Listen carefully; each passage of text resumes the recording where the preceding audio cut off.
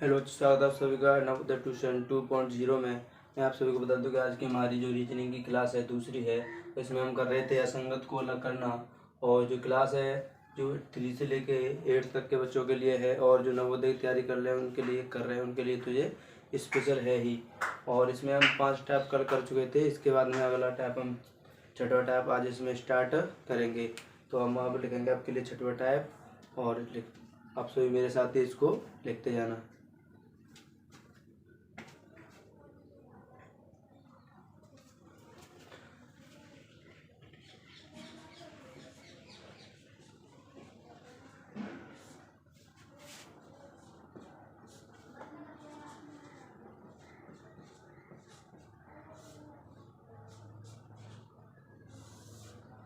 Tap का नाम है चित्रों का घूर्णन। चित्रों का घूर्णन एग्जाम्पल इसमें जैसे हम लिखें तो यानी चित्रों का घूर्णन से मतलब घूर्णन का मतलब होता है घूमना। घूर्णन का मतलब क्या होता है? घूमना। यानी चित्र क्या हो रहा, एक चित्र होगा वो क्या हो रहा, घूम रहा होगा। यानी तीन तो एक स्थिति से घूम रहे होंगे, और एक क्या होगा, एक विपरीत स्थिति से घूम रहा होगा। जैसे कि मैं आपको बताऊं घड़ी की दिशा और घड़ी की विपरीत दिशा। यानी कि आप नोट लिखो, नोट नंबर फर्स्ट।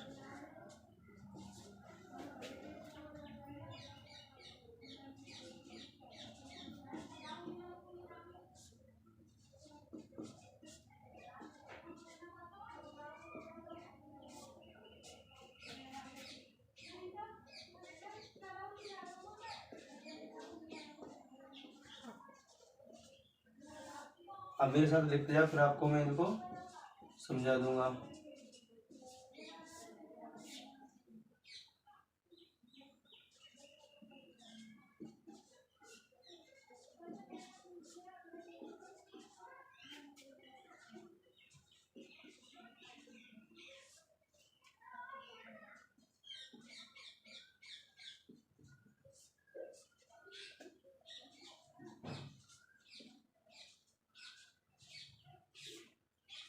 यानी घड़ी की दो दिशा होती हैं। घड़ी की दिशा होती है, घड़ी की दो।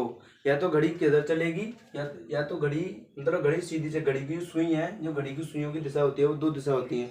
या तो वो एक सीधी दिशा में चलेगी, घड़ी वाली की दिशा होती है, तो उसे बोलते हैं हम दक्षिणावर्त दिशा। कौन सी बोलते हैं? दक्षिणावर्त। यानी जो घड़ी की दिशा होती है, जैसे घड़ी है, एक मैं आपके लिए घड़ी बना देता हूँ। जैसे घड़ी है ये,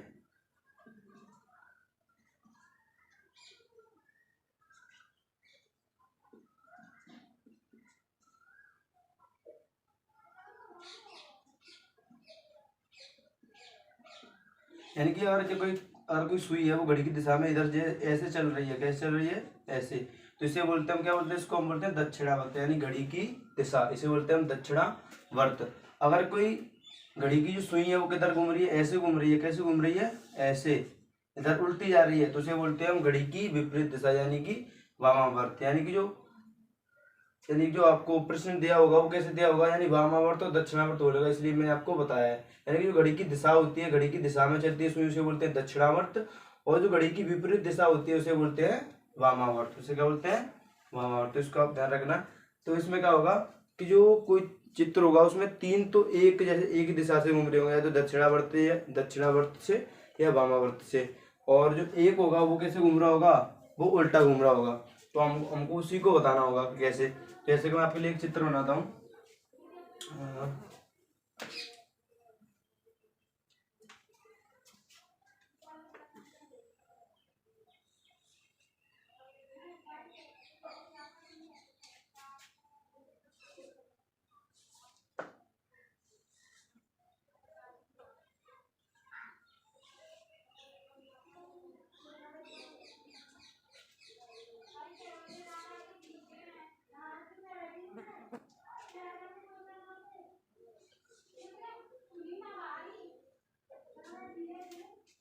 डी ऑप्शन में यहाँ पे लिख देता हूँ।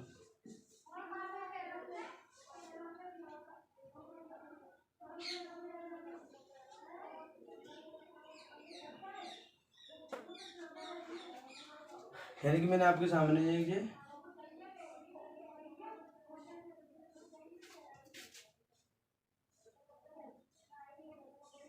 मैंने आपके सामने आप 4 चित्र बनाए। कितने चित्र बनाए? 4।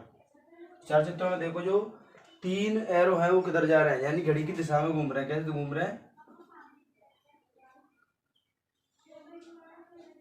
कैसे घूम रहे हैं, घड़ी की दिशा में। देखो ये कैसे घूम रहा है, ऐसा घूम रहा है, ऐसे तो जा रहा है ये, तो ये घड़ी की दिशा में घूम रहा है। इस वाले को देखो, ये भी घड़ी की दिशा में घूम रहा है। और इस वाले को देखो, ये घड़ी की कैसे घूम रहा है, विपरीत, और ये घड़ी की दिशा में। तो इसका आंसर हो जाएगा सी। यानी कि इसमें देखो जो तीन हमारे जो चित्र है वो किधर घूम रहे हैं, दक्षिणावर्त घूम रहे हैं। यानी किधर घूम रहे हैं, दक्षिणावर्त। ये वाला दक्षिणावर्त है, देखो ये दक्षिणावर्त है, और ये भी दक्षिणावर्त है, और ये कैसा है, वामावर्त, और ये भी दक्षिणावर्त। यानी कि इसमें तीन है, वो 300 कैसे घूम रहा है, दक्षिणावर्त। और जो एक है वो ऐसे एक कैसे घूम रहा है, वामावर्त। तो इसका आंसर कौन सा हो जाएगा, इसका आंसर हो जाएगा सी। तो इसी प्रकार के प्रश्न बनेंगे उसमें से। इसके बाद में हमारा 7वां टाइप है, आप सभी इसको लिख लेना। इसके बाद मैं आपके लिए 7वां टाइप लिख रहा हूँ।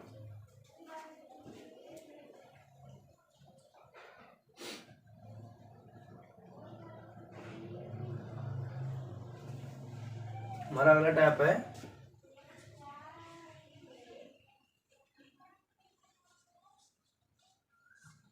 पैटर्न में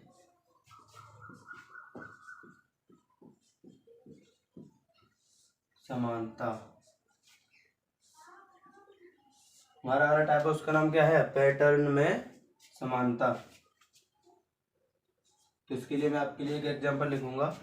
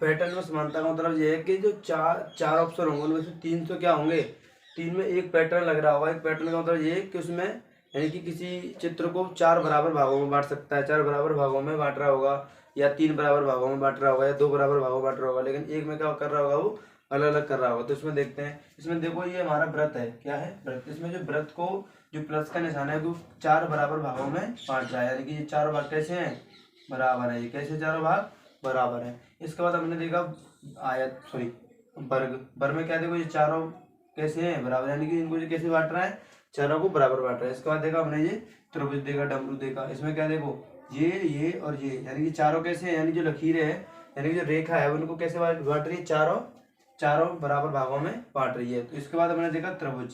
त्रिभुज में देखो ये वाला अलग है, ये वाला अलग है, ये छोटे छोटे रह गए, और ये दोनों कैसे थोड़े बड़े बड़े। तो इसमें क्या है, ये 4 बराबर भागों में इनको नहीं बांट रहा है। तो इसका आंसर कौन सा हो जाएगा, इसका आंसर हो जाएगा टी।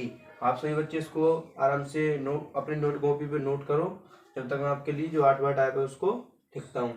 और जो मैंने आपको नोट लिखाए हैं उनको भी ध्यान से लिख लेना। आपके जो घड़ी की दिशा होती है उसे दक्षिणावर्त बोलते हैं, और जो घड़ी की विपरीत दिशा होती है उसे बोलते हैं वामावर्त। और अगर इसको दक्षिणावर्त को हम इंग्लिश में बोलते हैं तो इसको बोलते हैं क्लॉकवाइज। क्या बोलते हैं, क्लॉकवाइज। और इसको बोलते हैं एंटी क्लॉकवाइज।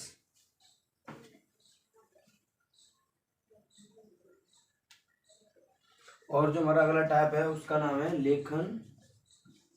और मेरे साथ ही आप लिखते जाना तो अच्छी बात है।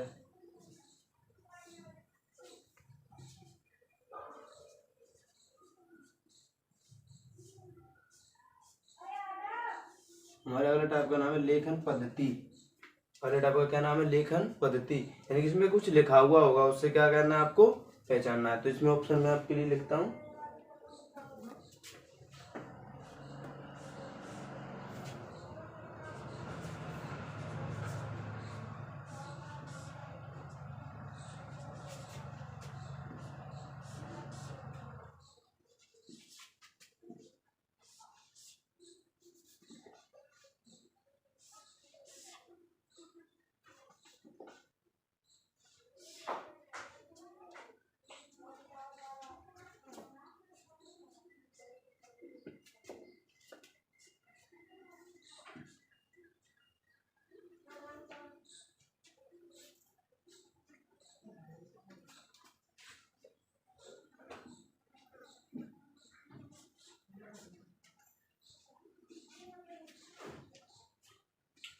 लेखन पद्धति, यानी लेखन पद्धति में क्या होगा, इसमें जो जैसे अल्फाबेट होते हैं वो भी लिखे आ सकते हैं, और जो वर्णमाला के शब्द होते हैं वो भी लिखे आ सकते हैं, और कुछ चिन्ह भी लिखे आ सकते हैं, यानी कि लेखन में इसमें लिखे हुए कुछ शब्द आएंगे। यानी 3 में कुछ एक पैटर्न लग रहा होगा और एक में क्या होगा, वो पैटर्न नहीं लग रहा होगा। तो इसमें देखते हैं, इसमें देखो टी, इसमें एच है, टी है और जेड है और एन है। तो इसमें देखें तो ये सभी अल्फाबेट है, यानी कि जो हमारे जो ABCD के शब्द होते हैं वही इसमें हैं। और इसके बाद देखें इनको कैसे बचाना है, अगर इनको देखें तो सभी क्या है, कॉन्सोनेंट है, क्या है, सभी कॉन्सोनेंट है, तो उससे भी नहीं होगा।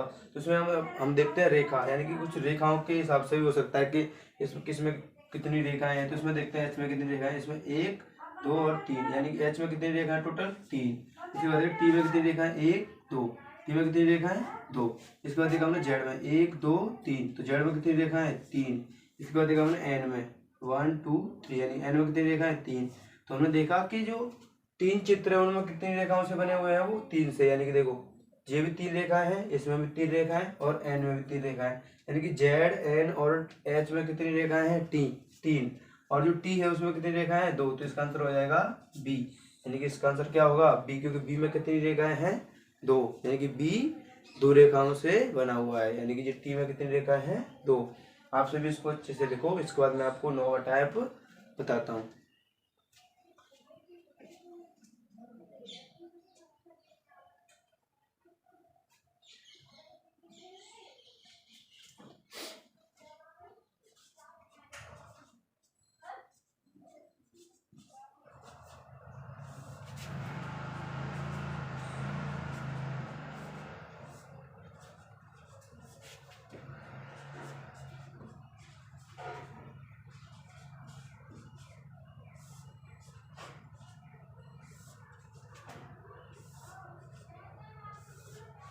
अगला टाइप है हमारा वास्तविक चित्रों पर आधारित, यानी कि ये कैसे प्रश्न होंगे, ये वास्तविक चित्रों पर आधारित होंगे, यानी कि तीन चित्रों का संबंध एक ही सेम तरीके में प्रयोग किया जाता होगा, और जो एक होगा वो कैसा होगा, अलग होगा।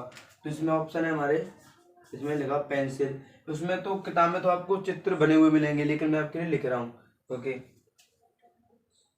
पेंसिल।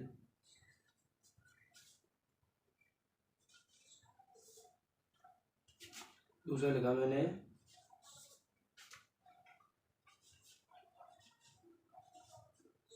कलम। तीसरा लिखा मैंने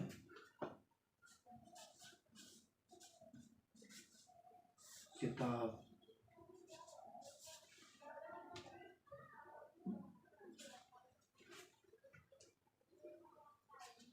और लिखा मैंने साइकिल। यानी कि मैंने आपके लिए कितने ऑप्शन लिखे, 4। कितने ऑप्शन लिखे हैं, 4। हिंदी में लिखता हूँ उसको भी,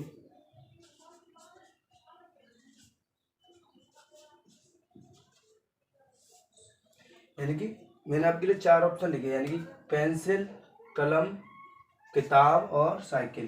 तो 3 में क्या होगा, 3 में एक ही पैटर्न लग रहा होगा, और एक होगा वो कैसा होगा, अलग। तो इसमें देखते हैं जो पेंसिल है, देखो पेंसिल का प्रयोग किस लिए करते हैं, पेंसिल का प्रयोग पढ़ने के लिए करते हैं। और जो कलम होती है यानी पेन होता है, उसका भी प्रयोग किस लिए करते हैं, हम पढ़ने के लिए करते हैं। और जो किताब होती है उससे भी क्या करते हैं, हम पढ़ते हैं। और जो साइकिल होती है उसका क्या प्रयोग है, उसको हम उससे हम क्या करते हैं, उसको हम चलाते हैं, क्या करते हैं, उसको हम चलाते हैं, यानी कि उससे हम अपने शरीर को हेल्दी रखते हैं। लेकिन इससे क्या करते हैं, इससे अपने माइंड को स्ट्रॉन्ग करते हैं, यानी कि तो इसका आंसर कौन सा हो जाएगा, साइकिल। क्योंकि ये चीज़ें कैसी हैं, पढ़ने की हैं। ये कैसी है, पेंसिल, कलम और किताब कैसे हैं, पढ़ने की। लेकिन जो साइकिल कैसी है, साइकिल चलाने की चीज़ है। कैसी है, चलाने की चीज़। तो इसका आंसर हो जाएगा साइकिल। इसके बाद में हमारा 10वां टाइप लिखता हूँ आपके लिए, और जो कोई एक्स्ट्रा बच रहा होगा तो उसको भी बता दूंगा। तो 10वां टाइप है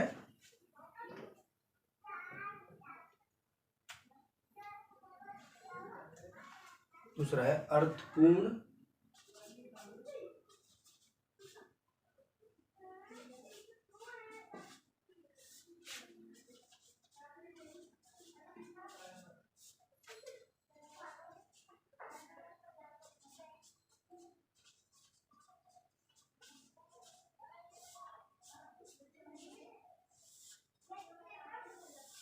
अगला टाइप हमारा अर्थपूर्ण शब्दों पर आधारित, यानी कि ये भी इसी प्रकार का टाइप होता है, यानी कि ये इसी प्रकार में ही थोड़ा सा समझ लेते हैं इससे ही।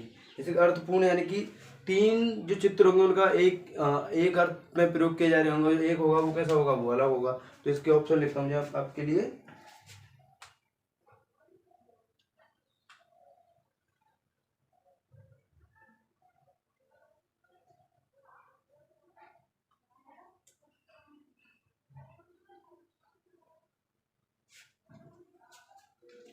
ऑप्शन ए है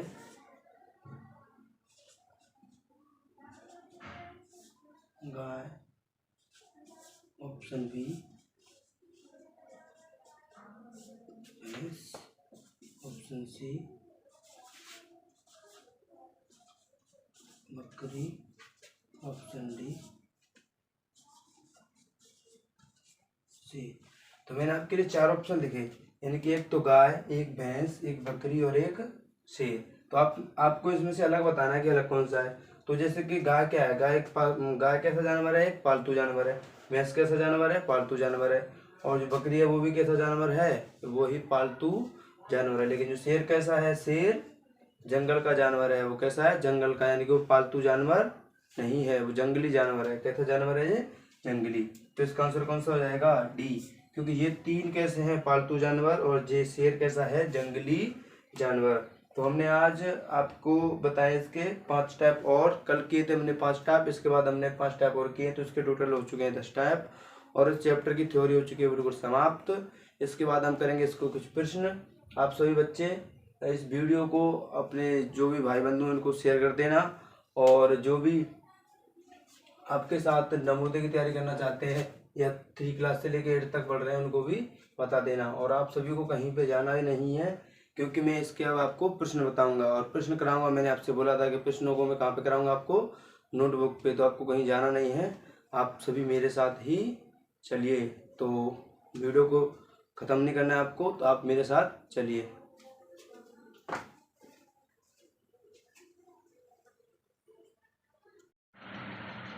हम अपने प्रश्नों को, अपनी जो थ्योरी है उसको ख़त्म कर चुके हैं। तो इसके बाद में जो हमारा पहला प्रश्न है, इसमें देखो जो अभ्यास प्रश्नावली है, इसमें कुल टोटल 70 प्रश्न दिए हुए हैं। इसमें क्या है, 4 ऑप्शन दिए हुए हैं, उनमें से एक क्या है, अलग है, उसी को हमको बताना है। तो पहला इसमें है चित्र है, जो पहला क्या है, मंदिर है, मस्जिद है और चर्च है, और क्या है, अस्पताल।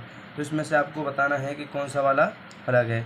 ये किताब मैंने कुछ बच्चों को मैं ट्यूशन पढ़ाता हूँ नवोदय की तैयारी के लिए, उनसे ही ली है। तो इसमें से मैं आप सभी बच्चों को बताऊंगा। तो पहला हमारा जो प्रश्न है उसमें क्या है, मंदिर, मस्जिद और चर्च।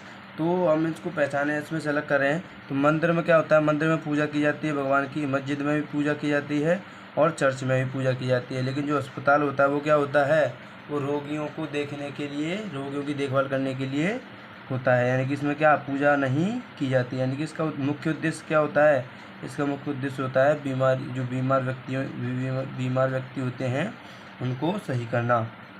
तो इसका आंसर कौन सा हो जाएगा, इसका आंसर हो जाएगा अस्पताल। इसका आंसर क्या हो जाएगा, अस्पताल, डी। इसके बाद में जो हमारा अगला प्रश्न है, इसमें क्या है, इसमें है घड़ी। यानी कि घड़ी दी हुई है, इसमें से बताना है कि अलग कौन सा वाला है। इसमें से क्या बताना है कि अलग कौन सा है। इसमें देखो जो घड़ी की, इसमें देखो 3 चित्रों में देखो कितने बज रहे हैं। इसमें देखो, इसमें भी 3 बज रहे हैं, पहले वाले चित्र में 3 बज रहे हैं, इसमें 3 बज रहे हैं और इसमें भी 3 बज रहे हैं, और इसमें क्या बज रहा है, इसमें 9 बज रहे हैं। इसमें कितने बज रहे हैं, बी में 9। तो इसका आंसर हो जाएगा बी। आज हम ज़्यादा प्रश्न नहीं करेंगे, कुछ थोड़े से ही प्रश्न करेंगे, कल करेंगे और ज़्यादा।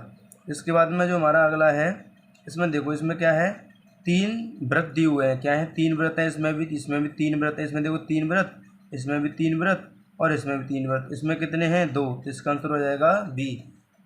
इसी प्रकार के प्रश्न पूछे जाते हैं एग्जाम में भी, और आप उनको अच्छे से करके आएंगे, बहुत ही इजी प्रश्न आते हैं। इसके बाद में अगला प्रश्न है हमारा, इसमें देखो एक तो एरो बनाने की, एक तो त्रिभुज बना हुआ है, एक क्या बना हुआ है, एक साइड में त्रिभुज है और दूसरी साइड में क्या है, वर्ग है। त्रिभुज है, वर्ग है, त्रिभुज है और वर्ग है। लेकिन इस वाले में क्या है, दोनों ही क्या बना दिए हैं इसने, त्रिभुज। तो इसका आंसर कौन सा हो जाएगा, ए।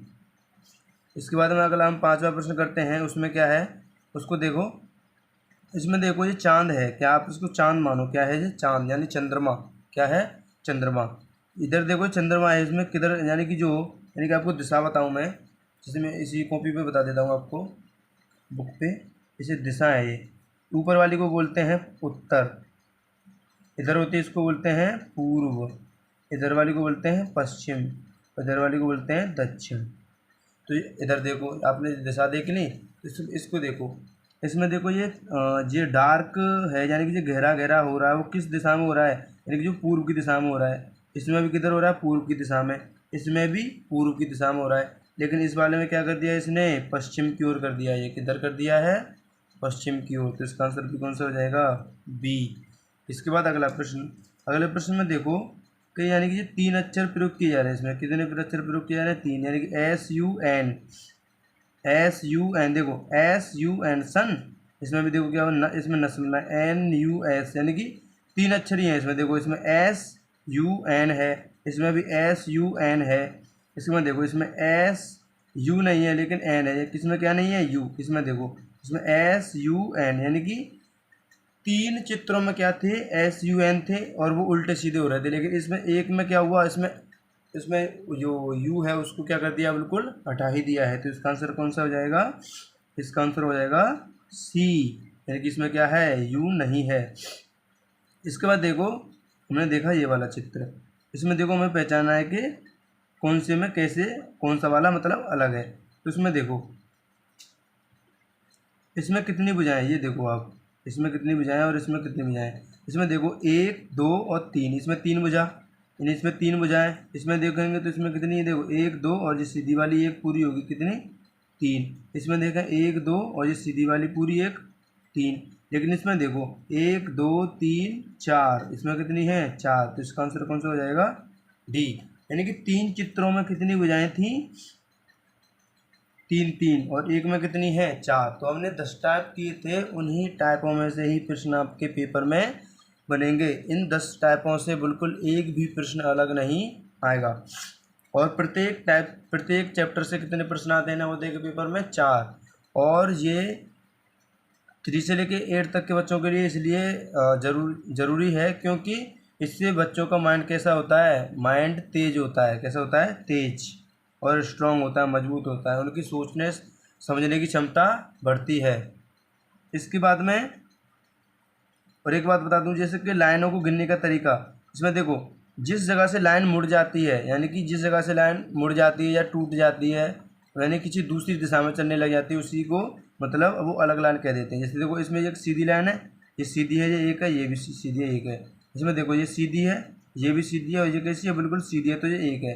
कट फट से कोई मतलब नहीं, बिल्कुल अगर कोई रेखा बिल्कुल सीधी है तो वो एक ही मानी जाएगी। जैसे देखो इसमें ये कट रही बीच में, इसमें जो दोनों मिल रहे हैं के में ये, लेकिन ये तो बिल्कुल सीधी है तो ये एक ही मानी जाएगी। इसमें देखो एम में क्या है, ये मुड़ रहे हैं यहाँ पे, तो ये कितनी है, इसमें 4। इसके बाद देखो इसमें देखो 3 एरो हैं और 3 ही क्या है, डॉट। इसमें देखो 3 एरो हैं लेकिन डॉट कितने हैं, 2। इसमें देखो 3 एरो 3 डॉट, इसमें 3 एरो 3 डॉट। इसमें क्या कर दिया इसने, एक डॉट को ये खा गया, तो इसका आंसर भी कौन सा हो जाएगा, बी। यानी इसने एक डॉट क्या कर दिया है, कम कर दिया है। इसके बाद अगला प्रश्न है, यानी कि इसमें ये 3 पंखुड़ियाँ सी बन रही हैं, क्या बन रही है, यानी कि 4 पंखुड़ियाँ सी बन रही हैं, यानी बूंद है एक तरह से ये। तो इसमें देखते हैं कैसे हैं। इसमें देखो जो बूंद है वो अंदर की ओर है, किधर है, वो अंदर की ओर, यानी कि इनका जो मुख है वो किधर है, अंदर की ओर है, किधर है, अंदर की ओर। इसमें भी चारों का अंदर की ओर है, इसमें भी चारों का अंदर की ओर है। देखो अंदर की ओर है चारों का, इसमें भी देखो अंदर की ओर है चारों का। लेकिन इसमें देखो इसमें भी अंदर है, लेकिन इसमें क्या है, एक बूंद किधर जा रही है, ऊपर जा रही है। कहाँ जा रही है, ऊपर। और बाकी 3 किधर आ रही है, अंदर। तो इसको भी किधर आना चाहिए था, अंदर, लेकिन ये कहाँ जा रही है, बाहर। तो इसका आंसर कौन सा हो जाएगा, सी। इसके बाद अगला प्रश्न है हमारा 10वां प्रश्न ये है कि इसमें बताना है कि कौन सा वाला अलग है। इसमें देखो ये एक तरह से जो आपने कोलगेट पे देखा होगा निशान आता है, वहाँ कोलगेट पेस्ट आता है, उस पर आता है ऐसा निशान। तो उसमें देखो ये कैसा है, एरो किधर जा रहा है, इधर जा रहा है, ऐसे चला है, यानी कि घड़ी की विपरीत दिशा में चल रहा है। एक तरह से हम घड़ी को बनाए हैं, घड़ी यूँ होती है, घड़ी में ये किधर जा रहा है, इधर ही तो जा रहा है। घड़ी की कौन सी दिशा है, विपरीत दिशा। और विपरीत दिशा को क्या बोलते हैं, आप कमेंट में ज़रूर बताना कि विपरीत दिशा को क्या बोलते हैं।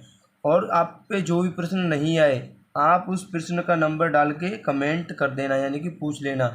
और आप सभी सोच रहे होंगे कि कैसे करना है इसको, कमेंट कैसे करना है। तो मैंने इससे 1-2 दिन पहले वीडियो बनाई थी, तो उसको आपको देख लेना। उसमें मैंने पूरा डिटेल में बताया कि आपको कैसे कैसे वीडियो देखनी है और कैसे अपने प्रश्न पूछने हैं। तो इसमें देखो ये कैसा वामावर्त जा रहा है, ये वामावर्त चल रही है, ये भी वामावर्त जा रहा है एरो, ये भी वामावर्त जा रहा है। लेकिन ये वाला कैसे जा रहा है, ये दक्षिणावर्त जा रहा है, यानी कि ये घड़ी की दिशा में चल रहा है। कैसे चल रहा है, ये घड़ी की दिशा में ऐसे चल रहा है। और ये कैसे चल रहे हैं, ये तीन ऐसे चल रहे हैं घड़ी की विपरीत दिशा में। तो इसका आंसर हो जाएगा डी, यानी इसका आंसर क्या होगा, डी। तो आज हम यहीं पे अपनी वीडियो को ख़त्म करते हैं और इसके बाद में हमारी अगली वीडियो आपको मिलेगी कल। तो आप सभी बच्चे इसको अच्छे से करना। इसके बाद हमारी इसकी कल एक वीडियो आएगी, क्योंकि इसमें कितने प्रश्न हैं, कुल टोटल 70। बाकी के प्रश्नों को हम करेंगे कल। जब तक के लिए सभी बच्चों को जय हिंद। और जो भी मेरे बड़े भाई बंधु और माता पिता जिन बच्चों के देख रहे हों, वो भी अपने जो रिश्तेदार हैं उनके बच्चों को बता दें कि मैं यूट्यूब पर बिल्कुल फ्री पढ़ाता हूँ, और वो भी अच्छे से इसको पढ़ लें। क्योंकि ये मैंने उन बच्चों के लिए स्टार्ट किया है जो बच्चे ट्यूशन नहीं पढ़ पाते हैं, और जो नवोदय की तैयारी करना चाहते हैं, और जो 3 से लेकर 8 तक पढ़ रहे हैं, उन सभी बच्चों के लिए ये बिल्कुल फ्री यूट्यूब चैनल है। तो आपसे इतनी मेहरबानी है कि आप सभी अपने जो रिश्तेदार हैं उनके सभी बच्चों को बता दें। आप भले ही वीडियो को लाइक करें, करो चाहे मत करो, लेकिन उन बच्चों को बता दो जो ट्यूशन नहीं पढ़ पाते हैं। तो इसी के साथ वीडियो को मैं अंत करूँगा। सभी बच्चों को जय हिंद।